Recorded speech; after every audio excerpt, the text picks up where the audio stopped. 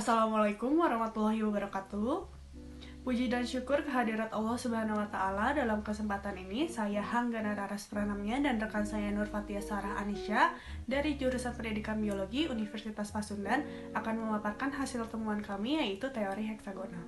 Heksagonal adalah bangun yang terbentuk atas 6 sisi dan masing-masing sisinya mempunyai sudut 60 derajat.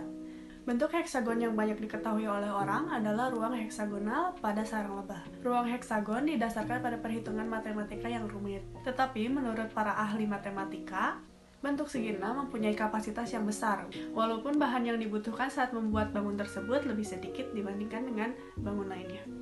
Hasil penelitian yang dilakukan oleh para ahli matematika menunjukkan bahwa bentuk heksagonal memberikan hasil yang lebih baik dibanding dengan bentuk segi 4. Karena bentuk heksagonal memerlukan lahan lebih hemat 13% dan menghasilkan populasi lebih banyak sekitar 15% dibandingkan bentuk segi 4. Bentuk heksagonal juga dijelaskan dalam Al-Quran, surat An-Nahl ayat 68-69, yang artinya, dan Tuhanmu mengilhamkan kepada lebah, buatlah sarang di gunung-gunung, di pohon-pohon kayu, dan di tempat-tempat yang dibikin oleh manusia. Kemudian makanlah dari segala macam buah-buahan, lalu tempuhlah jalan Tuhanmu yang telah dimudahkan bagimu. Dari perut lebah itu keluar minuman, madu, yang bermacam-macam warnanya. Di dalamnya terdapat obat yang menyembuhkan bagi manusia. Sungguh pada yang demikian itu benar-benar terdapat tanda kebesaran Allah bagi orang yang berpikir. Teori heksagonal menurut para ahli. Yang pertama, teori menurut Imam Al-Ghazali. Sekitar abad ke-12, Al-Ghazali menuliskan pemahamannya terhadap kitab suci Al-Quran. Pada bab yang berjudul Secrets of the Surah of the Opening Al-Fatihah, and it comprises 8 of the 10 valuable of the Al-Quran. Al-Ghazali membahas dua Asma'ul Husna yang ada pada surat Al-Fatihah, yaitu Ar-Rahman dan Ar-Rahim. Kemudian beliau menjelaskan bagaimana Allah memanifestasikan rahmatnya kepada hewan. Al-Ghazali mengatakan bahwa kita dapat melihat tanda-tanda kehadiran rahmat Allah dari alam sekitar, yang contohnya dalam kasus teori heksagonal ini adalah lebah madu. Bentuk segi 6 yang tepat untuk sarang lebah madu dibandingkan dengan persegi atau lingkaran merupakan bukti kehadiran rahmat Allah tersebut. Penjelasan Al-Ghazali sangat selaras dengan konsep alam dalam pandangan alam Islam melalui pengamatan empiris terhadap alam, namun fakta empiris yang beliau dapat ditempatkan dalam kerangka pandangan alam Islam. Alhasil, Al-Ghazali mampu mengaitkan antara fakta keistimewaan bentuk segi 6 sarang lebah madu dengan sifat Allah sebagai Maha Pengasih Ar-Rahman dan Maha Penyayang Ar-Rahim. Yang kedua, teori dari Charles Darwin. Teori yang dipaparkan oleh Darwin ini dimulai karena penjelasan teologis yang dijelaskan oleh Burkheim, Kirby, dan lainnya, sehingga Darwin ingin menunjukkan bahwa naluri alamiah seperti naluri membuat sarang lebah madu yang kompleks sejatinya lahir dari proses interaktif yang sederhana, dan segala macam bisa berubah jika dihadapkan pada kondisi seleksi alam versi Darwin. Karena hal tersebut, Darwin perlu membuktikan dua hal, yaitu yang pertama, bagaimana sarang lebah berkembang seiring berjalannya waktu. Dari pemikiran tersebut, Darwin mengambil 3 contoh spesies lebah yang memiliki bentuk sarang berbeda. Dari sinilah Darwin kemudian berteori bahwa naluri lebah didapatkan dari proses seleksi alam. Dan yang kedua, bagaimana lebah madu membangun sarangnya dengan kerangka teori naluri yang berkembang tersebut. Darwin kemudian melakukan 3 eksperimen. Yang pertama, lebah madu awalnya membuat sel berbentuk setengah bola. Ketika 2 sel kubah berdekatan dan nyaris beririsan, kemudian membangun dinding rata di antara kedua sel sehingga membentuk segi 6. Kedua, Darwin memberi lebah madu lapisan lilin yang tipis. Para lebah madu justru beradaptasi dengan membuat sel yang lebih cetek dan memiliki dasar yang lebih rata. Yang ketiga, Darwin memberikan lapisan lilin merah kepada lapisan terluar sarang lebah madu untuk mengamati bagaimana proses pembentukan selnya. Maksud dari kalimat tersebut, Darwin memberikan kesimpulan bahwa naluri hewani bisa dijelaskan dengan teori seleksi alam, yaitu modifikasi naluri alamiah yang lebih sederhana secara perlahan. Yang ketiga, teori dari Marcus Terentius Varro sekitar abad ke-36. Beliau menyebutkan alasan bentuk segi 6 sarang lebah madu adalah yang pertama, bukti geometris bahwa bentuk segi 6 mampu menghasilkan rasio luas per keliling terbesar. Yang kedua, kecocokannya dengan kaki lebah madu yang juga berjumlah 6. Yang keempat, ada teori dari Thomas C. Hales. Ahli matematika ini pada tahun 1999 telah membuktikan teorema umum honeycomb conjecture. The honeycomb conjecture states that a regular hexagonal grid or honeycomb is the best way to divide a surface into a region of equal area with the total perimeter.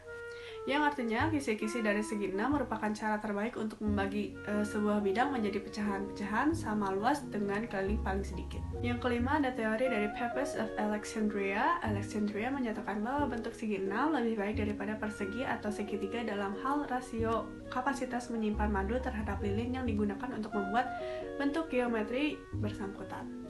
Dan yang keenam ada teori dari Vitruvius. Bentuk heksagonal merupakan bentuk dengan fungsi maksimal, di mana bentuk heksagonal dapat menampung lebih banyak dengan tidak adanya ruang yang terbuang.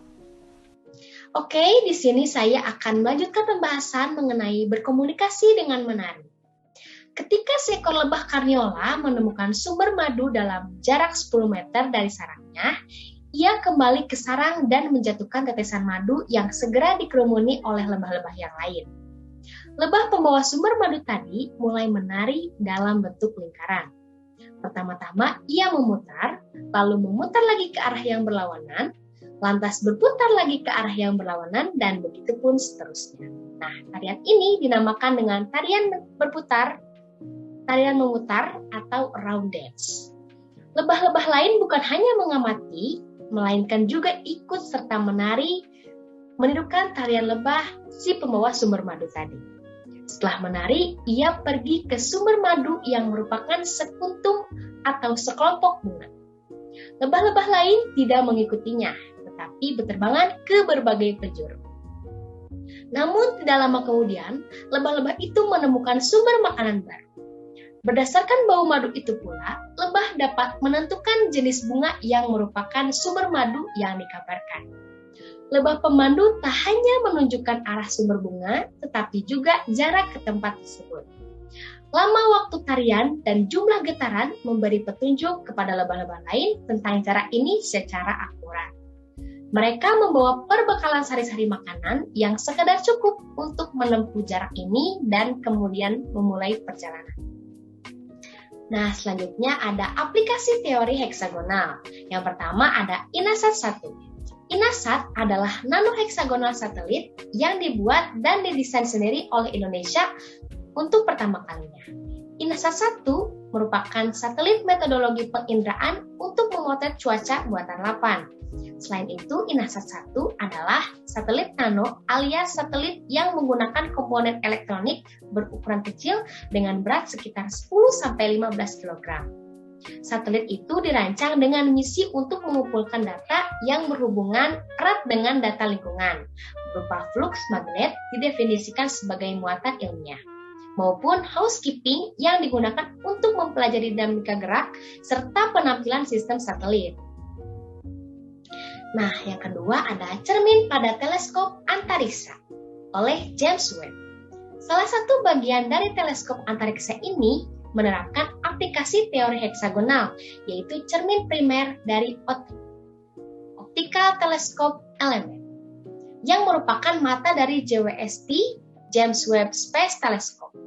Cermin primer dari OT ini terdiri dari 18 panel cermin yang dibuat dari logam beryllium yang dilapisi emas untuk meningkatkan kemampuannya dalam menangkap sinar inframerah yang redup atau lemah. Dari kejauhan, cermin ini terlihat seperti sarang lebah. Nah, yang ketiga ada rancangan bentuk tubuh pesawat dan bangunan tinggi. Ma Yan-song, seorang pakar arsitektur dari Cina, menyebutkan bahwa ruang heksagonal memiliki susunan yang sangat rapat. Hal tersebut akan mempengaruhi keadaan dalam ruang tersebut. Semakin rapat, suatu ruang tentu saja akan menghambat proses termodinamika di dalam ruang. Nah, yang terakhir ada pembuatan bangunan dengan konsep heksagon. Salah satunya dibuat oleh Ryan Fisher, seorang arsitek terkemuka. Fisher bersama partnernya Mark tertarik pada bentuk heksagonal karena menggambarkan dua tipe cahaya yang berbeda dan dari dua nuansa yang juga berbeda. Mereka ingin mewujudkan pencahayaan itu ke dalam ruang yang diciptakan. Paparan sinar matahari yang langsung menggambarkan suasana yang diinginkan untuk memperoleh kenyamanan pencahayaan. Sekian pemaparan yang dapat kami sampaikan. Mohon maaf bila ada kekurangan. Wassalamualaikum warahmatullahi wabarakatuh.